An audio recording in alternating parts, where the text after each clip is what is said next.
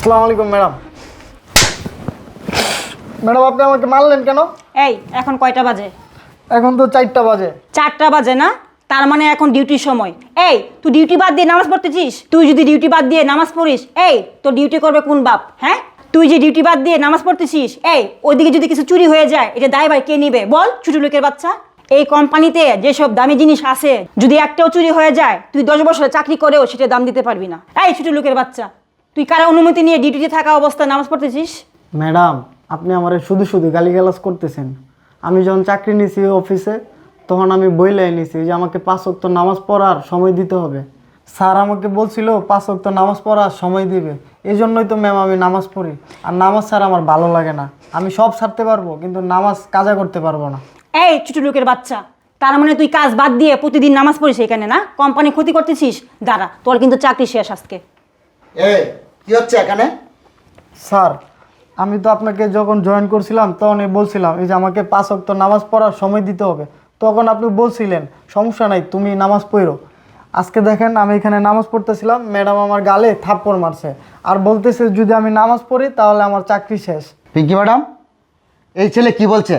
সত্যি কি আপনি নামাজের জন্য ওনাকে থাপ্পড় মেরেছেন? হ্যাঁ স্যার, ওকে তো আমি একটা থাপ্পড় মারছি, কিন্তু ওকে আরো বেশি মানা দরকার ছিল স্যার। আপনি জানেন না তো, ও কাজ ফাঁকি দিয়ে প্রতিদিন নামাজ পড়ে। আমি আগে জানতাম না সে যে কাজ ফাঁকি দিয়ে প্রতিদিন নামাজ পড়ে। আজকে সে ধরা পড়ছে, কারণ আমার রুমে এসে সে নামাজ পড়তেছে। চিন্তা করেন স্যার, সে কোম্পানিকে কিভাবে ঠকাচ্ছে। এই চুপ থাকেন। এই আপনি না মুসলমান? আপনি একজন মুসলমান হয়ে কিভাবে এই ছেলেটার নামাজে বাধা দিচ্ছেন? কি বলেন স্যার? আপনি ওকে সাপোর্ট করতেছেন নামাজের জন্য? আপনি না অন্য ধর্মের মানুষ? আপনি একজন অন্য ধর্মের মানুষ হয়েও নামাজের জন্য কেন সাপোর্ট করতেছেন? এই আপনি থামেন। আমি নামাজের জন্য সাপোর্ট করতেছি, তাতে কি হয়েছে? আমার তো একটা ধর্ম আছে, আমিও তো আমার ধর্ম পালন করি। সে তার ধর্ম কেন পালন করতে পারবে না? শুনেন, আমার কোম্পানিতে এরকম কোনো নিয়ম নাই যে যার ধর্ম সে পালন করতে পারবে না।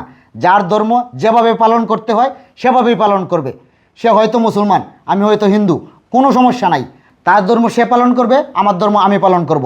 আর শুনেন, তাকে আমি অনুমতি দিয়ে দিয়েছি এই কোম্পানিতে যে কোনো জায়গায় সে নামাজ পড়তে পারবে। তাতে আপনার সমস্যা কি? আর যদি আপনার কোনো সমস্যা হয় তার নামাজ পড়াতে, তাহলে আপনি এই কোম্পানি থেকে চলে যেতে পারেন। আমার এরকম স্টাফের দরকার নাই যে কারো ধর্ম পালন করতে বাধা দিবে। বুঝতে পারছেন? হ্যাঁ স্যার, আমি বুঝতে পারছি। আসলে স্যার আমার ভুল হয়ে গেছে, আমাকে ক্ষমা করে দেন। এরকম ভুল স্যার আমি আর কখনোই করবো না স্যার। আচ্ছা ঠিক আছে, আপনি যেহেতু আপনার ভুল বুঝতে পেরেছেন, আপনি যান, আপনার কাজে যান।